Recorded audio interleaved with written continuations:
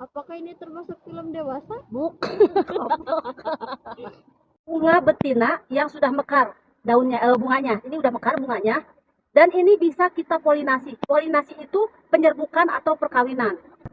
Penyerbukan atau perkawinan dalam melon itu bisa dua jenis. Jenis alami yang dilakukan oleh lebah atau serangga dan jenis manual yang kita lakukan sendiri. Ini buka jantannya, kita ambil. Nih, ini buka jantan. Nah, kita hilangkan daun-daunnya ini. Nih, dipotek, dibuang. Sehingga tinggal ini serbuknya aja nih. Ini kan tahu serbuk kan? Nih, jelas ya? Nah, ini serbuknya kan tuh. Aduh, udah kelihatan. Nah, ini serbuknya. Ah, Kelihatan mama. kelihatan tapi kan totol-totol itu kan susah. Nah, ini. Nah, kita totol-totol ke sini. Itu namanya polinasi manual yang kita lakukan sendiri, bukan sama lebah atau serangga. Nah, kita totol-totol ke sini. Totol-totol aja. Apakah ini termasuk film dewasa? Bukan. Dah, gitu.